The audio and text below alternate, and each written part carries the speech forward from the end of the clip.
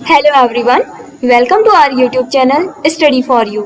Yes friends, आज का हमारा टॉपिक है अपने राष्ट्रपिता मतलब हमारे राष्ट्रपिता महात्मा गांधी जी के अनुसार शिक्षा का क्या अर्थ है और इनके द्वारा शिक्षा दर्शन क्या है, और साथ ही साथ इनका जो वर्धा योजना है, नई तालीम, बुनियादी तालीम, बेसिक शिक्षा, इन सब चीज़ों के बारे में भी जानेंगे।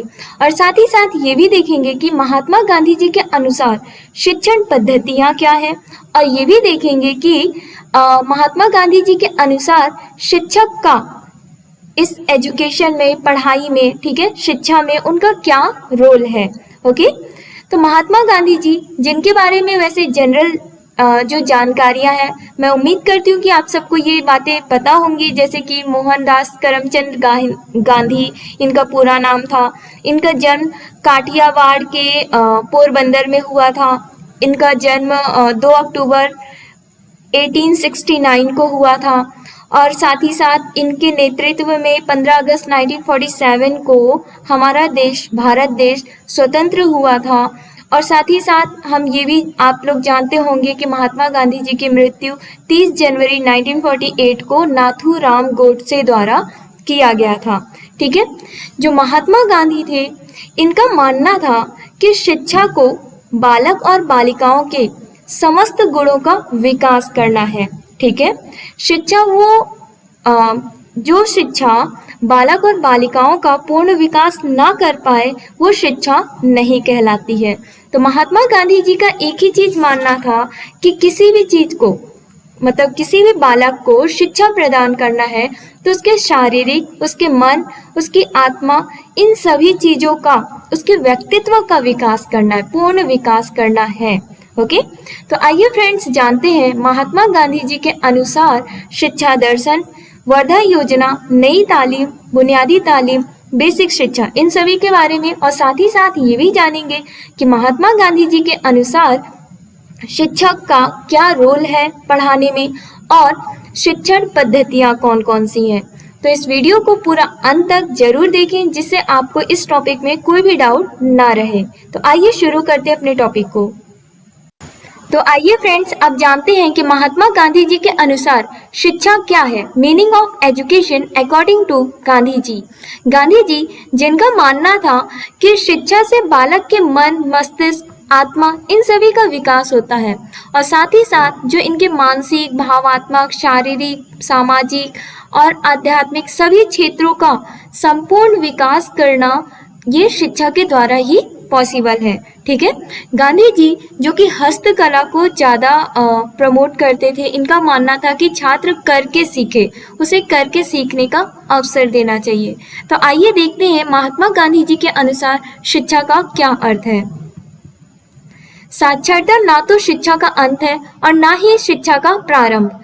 साक्षरता केवल एक साधन है जिसके द्वारा हम पुरुष स्त्री को शिक्षित कर सकते हैं। गांधी जी ने शिक्षा को संपूर्ण व्यक्तित्व के विकास का एक सबल साधन बताया है। ठीक है, गांधी जी ने शिक्षा को क्या बताया, एक साधन बताया है जो व्यक्ति के, किसी भी व्यक्ति के व्यक्तित्व का पूर्ण विकास करने के लिए मदद करता है। ठीक है, महात्मा गांधी जी के अनुसार किसी भी व्यक्ति का मस्तिष्क, आत्मा, शरीर, हृदय, इन सभी का विकास इस क्रिया के अंतर्गत होता है। कौन सी क्रिया?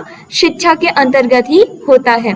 तो हम हर एक मनुष्य का, हर एक व्यक्ति का मस्तिष्क का विकास करना है, आत्मा विकास करना है, या शरीर या हृदय, इन सभी का विकास करना है, तो हमें शिक्षा प्रभावित रूप से प्रदान करना पड़ेगा। शिक्षा क्या है? किसी भी मनुष्य का सर्वांगीण विकास करने के लिए वो एक साधन है। ठीक है, अतः सच्ची शिक्षा उन्हीं को उनके अनुसार क्या है? सच्ची शिक्षा वही है जो बालक के आध्यात्मिक, मानसिक और शारीरिक व्यक्तियों को व्यक्त और प्रोत्साहित करे। इसी को महात्मा गांधी जी ने शिक्षा का अर्थ बताया है। ठीक है, महात्मा गांधी जी के अनुसार शिक्षा क्या है? शिक्षा एक साधन है जो किसी भी मनुष्य का सर्वांगीण विकास करने के लिए मदद करता है। ठीक है, तो आइए आगे देखते हैं। तो आइए अब देखते हैं कि महात्मा गांधी जी के अनुसार शिक्षा दर्शन क्या है।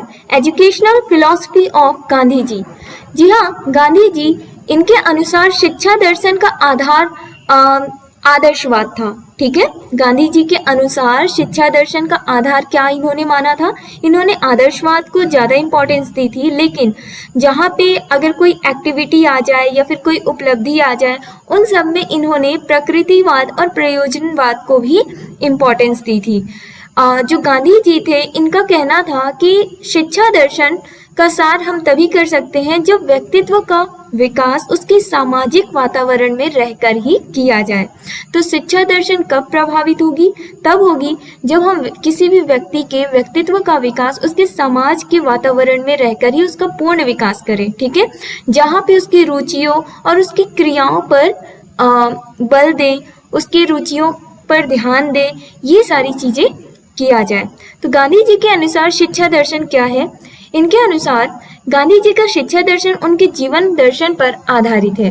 तो गांधी जी का जो शिक्षा दर्शन है, ये उनके जीवन में, उन्होंने अपने जीवन में जो भी सीखा, जिस चीज को ऑब्जर्व किया, तो उन्होंने उसी के आधार पर शिक्षा दर्शन को डिफाइन किया है। ठीक है, उनकी सत्य, अहिंसा, त्याग, निष्ठा एवं सहानुभूति आदि मानवीय गुणों में श्रद्धा थी और जीवन पर्यंत रही।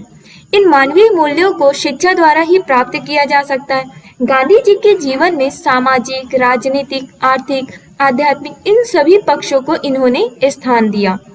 क्यों दिया? क्योंकि गांधी जी के जीवन में जो सामाजिक, राजनीतिक, आर्थिक, आध्यात्मिक ये सभी को इन्होंने इसलिए स्थान दिया क्योंकि ये सारी चीजें शिक्षा के द्वारा ही प्राप्त की जा सकती है, जिससे कि हम समाज में अपने आप को सर उठाकर जी सकते हैं। राजनीतिक, आर्थिक इन सभी में अपने आप को हमारा व्यक्तित्व पूर्ण विकास हो सकता है, जो कि हमारे व्यवहारिकता में मदद करेगा। ठीक है, इन सबको स्थान इसलिए दिया क्योंकि शिक्षा की उपयोगिता वो समझते थे। उन्होंने शिक्षा की गतिशीलता के पक्ष को अपने में समाहित किया था। डॉक्टर MS पटेल का कहना है कि गांधी जी ने उन महान शिक्षकों और उपदेशकों की गौरवपूर्ण मंडली में अनोखा स्थान प्रदान किया, जिन्होंने शिक्षा के क्षेत्र में नवज्योति दी, मतलब कुछ नया किया शिक्षा के क्षेत्र में, या कुछ अलग से क्रिएट किया, जो शिक्षा में बदलाव लाया, शिक्षा में परिवर्तन लाया, उनको उन्होंने क्या दिया? एक अनोखा स्थान प्रदान किया। महात्मा गांधी जी के शिक्षा संबंधी विचारों का निष्पक्ष अध्ययन सिद्ध करता है कि वे पूर्व में शिक्षा सिद्धांत और व्यवहार के प्रारंभिक बिंदु हैं। ओके, तो आइए अब जानते हैं कि नई तालीम क्या है, इसका अर्थ क्या है। नई तालीम मतलब नया, मतलब कुछ नया। ओके, तालीम परिवर्तन। तो नई तालीम जो कि हमारे समाज में जो भी शिक्षा है उसमें कुछ नया बदलाव आए, नए तरीके से शिक्षा बच्चों को दिया जाए। ठीक है, जहाँ पे उनके इंटरेस्टों को ध्यान में रखा जाए और बाल केंद्रित हो, तो उसी को हम नई तालीम कहते हैं। नई तालीम सामाजिक परिवर्तन के लिए शिक्षा है। इस शिक्षा का उद्देश्य सभी का शैक्षणिक, आर्थिक, सामाजिक इन सभी का विकास करना है। ठीक है, और उन सब का विकास करना है जो सामाजिक रूप से पिछले वर्ग में है। जो ये शिक्षा का मेन मकसद ये है कि शोषण मुक्त करना है हमें अपने समाज को, समाज में समानता लाना है। ओके, समाज में नव समाज रचना का विकास करना है, इसलिए हमें नई तालीम की आवश्यकता है। व्यक्ति में नेतृत्व क्षमता तथा दृढ़ संकल्प, व्यक्ति की शक्ति का विकास आदि ऐसे गुण हैं जिनके विकास की आशा शिक्षा से की जाती है। तो व्यक्तित्व का पूर्ण विकास करने के लिए शिक्षा एक साधन है। ठीक है, और शिक्षा अगर वही रूढ़िवादी में चली आएगी, वही पुरानी शिक्षा दी जाएगी, तो इससे क्या होगा? हमारे समाज में परिवर्तन नहीं आ पाएगा, क्योंकि शिक्षा द्वारा ही तो समाज में परिवर्तन होता है ना। इसी वजह से नई तालीम कहने का मतलब कि समाज में परिवर्तन लाना है, कि हम कैसे नए तरीके से बालकों को शिक्षा प्रदान कर सके, जिससे कि आगे आने वाली जो जनरेशन है या फिर जो हमारे बच्चे हैं वो अच्छे से पढ़े लिखे हो और साथ ही साथ उनका संपूर्ण विकास हो सके और आगे वो जाके व्यावसायिक रूप से उनके लिए मदद हो। ओके, तो अब बारी है महात्मा गांधी जी की बुनियादी शिक्षा की। किसकी बारी है? बुनियादी शिक्षा की। बिल्कुल, महात्मा गांधी का जो नई तालीम था, इसका दर्शन संपूर्ण मानव समाज को एक नई दिशा देना था, ताकि उन्हें नई दिशा में सक्षम बनाया जा सके। महात्मा गांधी जी की देन, जिसमें बुनियादी शिक्षा बहुत ही महत्वपूर्ण और एक बहुमूल्य शिक्षा थी, ठीक है, जिसके द्वारा ये जो बुनियादी शिक्षा है, ओके, इसी को हम वर्धा योजना, नई तालीम, बुनियादी तालीम, बेसिक शिक्षा, ये सभी एक ही नाम है, ठीक है। बुनियादी शिक्षा को ही वर्धा योजना, नई तालीम, बेसिक शिक्षा, ये अलग अलग नहीं है, बल्कि एक ही नाम है, एक ही चीज है, जिसको अलग अलग नाम दिए गए हैं, ठीक है। महात्मा गांधी ने 23 अक्टूबर 1937 को नई तालीम की योजना बनाई थी। तो आइए आगे और डिटेल में जानते हैं बुनियादी शिक्षा के बारे में।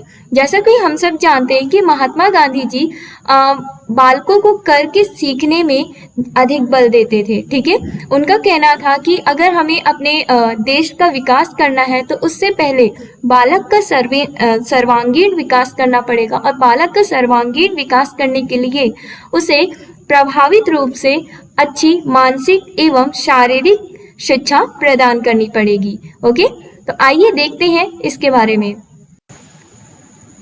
शिक्षा किसी भी राष्ट्र के विकास का आधार होती है।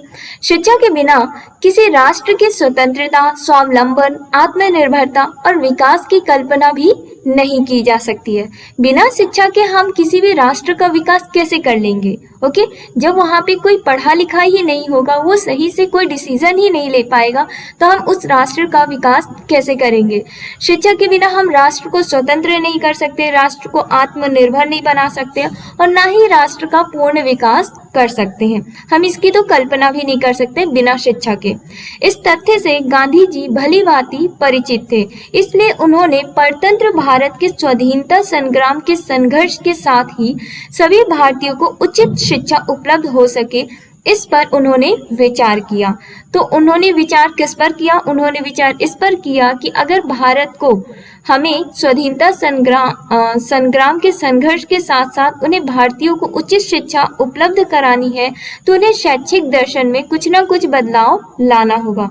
उनके शैक्षिक दर्शन का एक भाग बुनियादी शिक्षा का प्रत्यय था, जिसे यथार्थ रूप देने के लिए उन्होंने वर्धा शिक्षा सम्मेलन का आयोजन अक्टूबर 1937 में किया। तो वर्धा शिक्षा सम्मेलन कब हुआ था?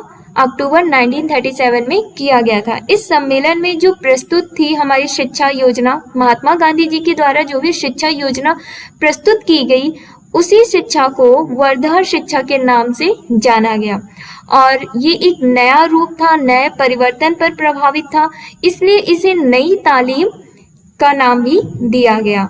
बुनियादी शिक्षा गांधी जी की एक ऐसी शैक्षिक योजना थी जिसमें देश की तत्कालीन परिस्थितियों में देश को स्वावलंबी व शिक्षित बनाने हेतु भारतीयों के लिए प्राथमिक शिक्षा का स्वरूप कैसा होना चाहिए, ये इन्होंने बताया। इसमें महात्मा गांधी जी के अनुसार इस विषय पर गंभीर और व्यापक चिंतन हुआ। महात्मा गांधी की भारत को जो देन है, उसमें बुनियादी शिक्षा बहुत ही महत्वपूर्ण और बहुत ही बहुमूल्य है, ठीक है। बहुमूल्य जो बुनियादी शिक्षा है, इसी को हम वर्धा योजना, नई तालीम, बुनियादी तालीम और बेसिक शिक्षा के नाम से भी जानते हैं, ठीक है। तो हमने ये जाना कि जो हमारा अलग अलग नाम था, वर्धा योजना, नई तालीम, बुनियादी शिक्षा, बेसिक शिक्षा, ये एक्चुअल में अलग अलग नहीं है, बल्कि अलग अलग नाम है इनके, लेकिन है ये एक ही चीज। तो कहने का मतलब, अगर हम बुनियादी शिक्षा पढ़ रहे हैं तो हम वर्धा योजना भी वही है, नई तालीम भी वही है और बेसिक शिक्षा भी वही है, इसलिए आपको कंफ्यूज होने की जरूरत नहीं है। वर्धा योजना, नई तालीम, बुनियादी तालीम, बेसिक शिक्षा, ये सभी एक हैं, ठीक है। जो बुनियादी शिक्षा है, ये महात्मा गांधी जी के अनुसार ये बहुत महत्वपूर्ण और बहुमूल्य शिक्षा है। ओके, तो अब बारी है बुनियादी शिक्षा के बारे में पढ़ने की, कि महात्मा गांधी का पाठ्यक्रम बुनियादी शिक्षा, curriculum of Gandhi ji basic education. तो आइए जानते हैं कि इनके अनुसार बुनियादी शिक्षा के पाठ्यक्रम कैसे हैं। गांधी जी के ऐसे पाठ्यक्रम में विश्वास था जो भौतिक और सामाजिक वातावरण का सृजन कर बालकों को समुचित ज्ञान दे। बालकों को क्रियाशीलता से जोड़ने के लिए उन्होंने अपने पाठ्यक्रम में हस्तकला के विषय जोड़े। मोस्ट इम्पॉर्टेंट कि जो महात्मा गांधी जी थे, इन्होंने अपने पाठ्यक्रम में किस विषय को जोड़ा? हस्तकला को जोड़ा। गांधी जी की बुनियादी शिक्षा इस पर आधारित थी। किस पर आधारित थी? हस्तकला पर आधारित थी। उनका मानना था कि बालकों को शिक्षा देने के साथ साथ उन्हें हस्तकला भी सिखाना चाहिए, जिससे कि वो आगे चल के अपने व्यवसाय में अगर वो कुछ कार्य नहीं कर पा रहे हैं तो वो हस्तकला का जो भी उन्होंने सीखा है अपने बचपन में, अपने स्कूल लाइफ में, अपने एजुकेशन में, हस्तकला के द्वारा जो भी उसके माध्यम से उन्होंने सीखा है उसका इस्तेमाल करके वो आगे चल के उससे कुछ कमाई कर सके। जैसे कि अगर लड़कियों को सिलाई बुनाई क्लास में सिखा दिया जाए, ठीक है, आगे जब उनकी पढ़ाई खत्म हो जाए, अगर उनके पास कोई व्यवसाय ना हो तो उन्हें एक तरह से इंडिपेंडेंट बना सकता है कि वो सिलाई कढ़ाई करके कुछ पैसे कमा सकती हैं। या फिर और भी बहुत से कार्य होते हैं, कुछ मैकेनिकल के कार्य हम बच्चों को स्टडी के साथ साथ उन्हें प्रैक्टिकली वर्क करवा सकते हैं, जिससे कि बच्चे आगे बड़े हो तो वो खुद का अपना मैकेनिकल शॉप खोल सकते हैं या इसके जरिए वो कोई ना कोई रास्ता ढूंढकर कमा सकते हैं। ठीक है, तो महात्मा गांधी का पूर्ण विचार यही था कि बुनियादी शिक्षा के माध्यम से बालकों को उन्हें पूरा इंडिपेंडेंट बनाना है। जो बुनियादी शिक्षा थी उनका आधार था कि बालकों को तकली द्वारा सूत काटना, उससे कपड़ा बुनना उन्होंने बालकों को सिखाया। बेसिक शिक्षा योजना के पाठ्यक्रम में गांधी जी ने निम्नलिखित हस्त कौशल के कार्यों को निर्धारण किया है। तो आइए देखते हैं कि बेसिक शिक्षा योजना में उन्होंने कौन कौन से पाठ्यक्रम को शामिल किया है। तो पहला है क्राफ्ट के लिए। बिल्कुल, बच्चों को जब हम शिक्षा दे रहे होते हैं तो उन्हें हस्तकला में क्राफ्ट भी सिखाना है। क्राफ्ट जैसे कटाई बुनाई हो गई, धातु का काम हो गया, लकड़ी का काम हो गया, गत्ते का काम हो गया या मिट्टी के काम, ये सारे काम हमें उनके पाठ्यक्रम में शामिल करना चाहिए। शिक्षण का माध्यम उनकी मातृभाषा ही होनी चाहिए। व्यवहारिक समस्याओं के लिए जो हमारे दैनिक जीवन में कुछ ना कुछ समस्याएं आती रहती हैं, जैसे हमें कुछ भी जोड़ घटाना करना है, कोई सामान ले रहे हैं, लेन देन कर रहे हैं, उसमें हमें कैलकुलेशन की जरूरत है, कितना पैसा बचा कितना नहीं। तो अपने जो दैनिक जीवन में हमारी जो व्यवहारिक समस्याएं आती हैं उनको सॉल्व करने के लिए बालकों को उन्हें व्यवहारिक गणित, रेखा गणित, वाणिज्य, इन सभी विषय को भी इन्होंने शामिल किया। सामाजिकरण के लिए समाज विज्ञान के विषय, इतिहास, भूगोल तथा नागरिक शास्त्र को भी इन्होंने शामिल किया। स्वास्थ्य विज्ञान के लिए बालकों को शिक्षा के साथ साथ महात्मा गांधी जी ने अपने जो बुनियादी शिक्षा थी, इनकी बेसिक शिक्षा, उसमें शामिल किया कि बालकों को शिक्षा के साथ साथ प्राथमिक शिक्षा और प्राथमिक स्वास्थ्य चिकित्सा संबंधी जानकारी मिलती रहे। इसके लिए वो स्वास्थ्य विज्ञान का पाठ्यक्रम भी जोड़ा गया। तो स्वास्थ्य विज्ञान का पाठ्यक्रम जोड़ने का एक माध्यम था कि जिससे बालकों को हम स्वस्थ रख सके, उन्हें स्वच्छ रख सके। उसके द्वारा हम यहाँ पे विज्ञान को जोड़ा गया। विज्ञान को इसलिए जोड़ा गया ताकि बालक का पूर्ण विकास हो सके, वो अपने पौष्टिक भोजन और क्या खाना है क्या नहीं, प्लस उसके जो स्वास्थ्य से रिलेटेड प्रॉब्लम्स है उन सब चीज़ों के बारे में वो जागरूक हो सके और अपने आप को स्वस्थ रख सके। ठीक है। सामान्य विज्ञान, इसके अंतर्गत जीव विज्ञान, रसायन विज्ञान, शरीर विज्ञान, प्रकृति विज्ञान, नक्षत्र विज्ञान तथा भौतिक विज्ञान, इन सभी विषयों को शामिल किया गया। साथ में कौशल एवं मनोरंजन के लिए भी इन्होंने जगह दी। मनोरंजन और कौशल के लिए जैसे संगीत हो गया, ड्राइंग हो गई, ठीक है, और कुछ क्रिएटिविटी हो गई, आर्ट एंड क्राफ्ट्स हो गए, इन सब चीज़ों को भी इन्होंने पाठ्यक्रम में शामिल किया। बालिकाओं के लिए हस्तकला विषयों के स्थान पर इन्होंने गृह विज्ञान को शिक्षण हेतु उपयुक्त समझा। ओके, तो अब बारी है कि इनकी शिक्षण पद्धतियों के बारे में जानते हैं कि महात्मा गांधी जी के अनुसार शिक्षण पद्धतियां कौन कौन सी हैं। Teaching methods according to Gandhi ji. Gandhi ji के अनुसार कुछ शिक्षण पद्धतियां हैं, आइए देखते हैं। पहला है अनुभव द्वारा सीखना। बालकों को कैसे सिखाना है? Learning by experience. तो गांधी जी ने शिक्षण पद्धति में अनुभव को सबसे ऊपर स्थान दिया।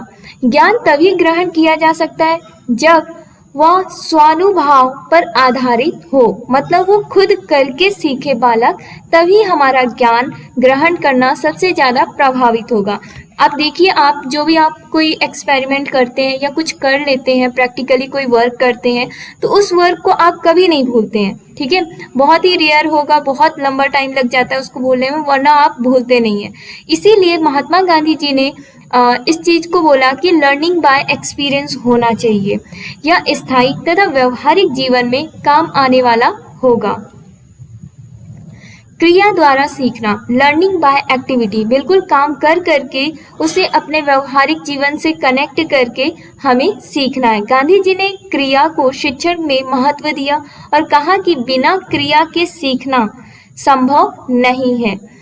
इसलिए महात्मा गांधी जी ने उन्होंने हस्तकला प्रशिक्षण को शिक्षण में स्थान दिया। हस्तकला जो बच्चे हाथ से करके सीखते हैं उसी को हस्तकला कहते हैं। तो प्राथमिक स्तर पर उन्हें हस्तकला प्रशिक्षण को शिक्षण में शामिल करना है।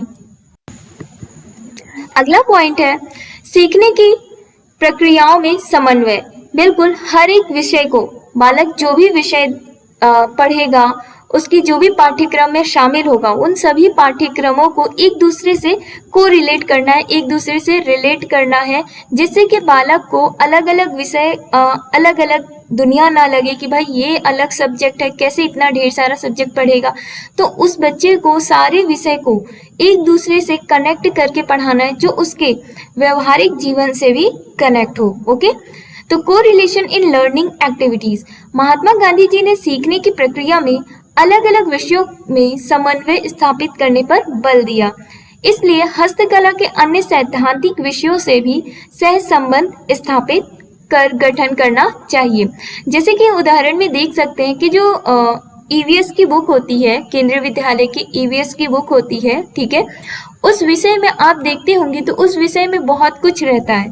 उस विषय में सोशल की भी बातें रहती हैं, कुछ गणित की बातें होती हैं और बालक के व्यवहारिक जीवन से रिलेटेड क्वेश्चंस होते हैं, उन सब चीज़ों के बारे में बताया जाता है। साथ ही साथ उसके वातावरण में क्या हो रहा है, और यहाँ उस बुक में सोशल, हिस्ट्री, ज्योग्राफी, साइंस, बाकी ये सारी चीज़ों को शामिल किया जाता है, क्योंकि वहाँ पे जो ईवीएस है वो क्या कर रहा है, हर एक विषय को एक दूसरे से कोरिलेट करके सिखा रहा है। ठीक है। शारीरिक अंगों का विवेकपूर्ण प्रयोग करना। हमें बालकों को ये भी सिखाना है कि उसके जो फिजिकल पार्ट्स है उसका वो कैसे यूज करे, जैसे उसके आँख, हाथ, नाक, इन सभी का उचित अभ्यास करवाया जाए, उचित प्रशिक्षण दिया जाए बच्चों को, ताकि वो इन सभी का अपने शारीरिक अंगों का अच्छे से इस्तेमाल कर सके और उनके मस्तिष्क का विकास हो सके। ठीक है। मनसा वाचा कर्मणा में संबंध स्थापित कर सिखाना।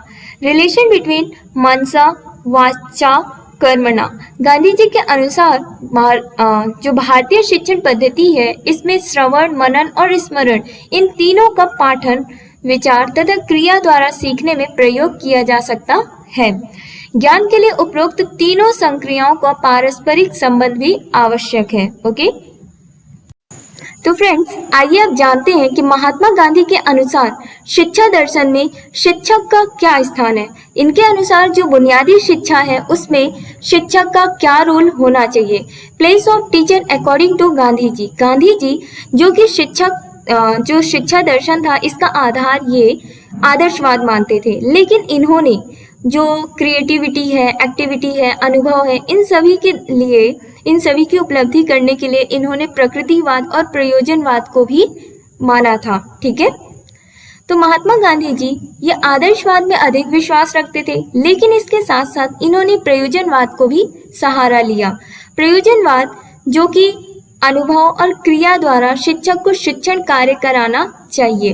अब देखिए, प्रयोजनवाद क्या है। प्रयोजनवाद मतलब जो प्रोजेक्ट्स बनवाए जाते हैं, अब बालक क्या करते हैं, जब भी उन्हें प्रोजेक्ट दिया जाता है या कोई मॉडल बनाने को दिया जाता है, तो वो उस मॉडल या उस प्रोजेक्ट को करके सीखते हैं। ठीक है, खुद से क्रिएट करते हैं, खुद से एक्टिविटी करते हैं। तो यहाँ पे क्या होता है, बालक अनुभव द्वारा सीख रहा है। तो शिक्षक को ये भी शिक्षण देना चाहिए कि बालक अनुभव और क्रिया द्वारा ही अपने शिक्षा में इसको भी स्थान दे। ठीक है, अध्यापक एक मार्गदर्शक और मित्र के रूप में बालक का पथ प्रदर्शन कर रहा है। मतलब जो अध्यापक है वो बालक का पथ प्रशस्त करे, उसको रास्ता दिखाए, ठीक है, उसको गाइड करे बीच बीच में, और एक फ्रेंडली बिहेवियर की तरह बालक के साथ रहे। यह उनका विचार था, किसका? गांधी जी का। उन्होंने शिक्षक को हमेशा समय अनुसार परिवर्तित होने एवं बालकों पर उचित प्रभाव डालते रहने के लिए अनुग्रह किया। वे चाहते थे कि यदि हम बालक का सर्वांगीण विकास करना चाहते हैं तो शिक्षक के अंदर कुछ गुण होना जरूरी है। तो आइए देखते हैं कौन कौन से गुण हैं जो शिक्षक के अंदर होने चाहिए, जिससे कि हम बालक का सर्वांगीण विकास कर सके शिक्षा प्रदान करके। ओके, तो आइए आप जानते हैं कि शिक्षक के अंदर कौन कौन से गुण होने चाहिए। पहला है कि शिक्षक जो भी विषय पढ़ा रहे हैं, जो भी सब्जेक्ट वो पढ़ाने वाले हैं, जो भी चैप्टर पढ़ाने वाले हैं, उन्हें उस विषय का पूर्ण ज्ञान होना चाहिए। ये ना हो कि वो बालक को पढ़ाते समय बीच में ना समझ में आए, उन्हें वो रुक जाए या फिर कुछ गलत पढ़ा दे, तो ये सही नहीं होगा। शिक्षक को पढ़ाने से पहले जो भी वो विषय पढ़ा रहे हैं उन्हें उस सब्जेक्ट का पूर्ण ज्ञान होना चाहिए, जिससे कि बालक का और शिक्षक का समय भी व्यर्थ ना हो। उसे सदैव मैत्रीपूर्ण ढंग से बालक के मनोभावों को समझकर उसे मार्गदर्शन देना चाहिए। उसे मनोवैज्ञानिक होना चाहिए। कौन? शिक्षक को मनोवैज्ञानिक होना चाहिए, ताकि वो बालकों की रुचि, उनकी क्षमताओं, व्यक्तित्व विभिन्नताओं के आधार पर शिक्षण की व्यवस्था कर सके। ठीक है, अध्यापक को यह ज्ञान होना चाहिए कि बालक के व्यवहार में अपेक्षित परिवर्तन कैसे किया जाए। बालक की जिज्ञासा को प्रोत्साहन देने के लिए उन्हें जिज्ञासा देना चाहिए। ओके, तो बालक का जिज्ञासा को प्रोत्साहन देते रहना चाहिए। तो बालक को बीच बीच में उन्हें इंटरेस्ट, उन्हें मोटिवेट करते रहना चाहिए, जिससे कि वो अपने शिक्षा को प्रभावित रूप से ग्रहण कर सके।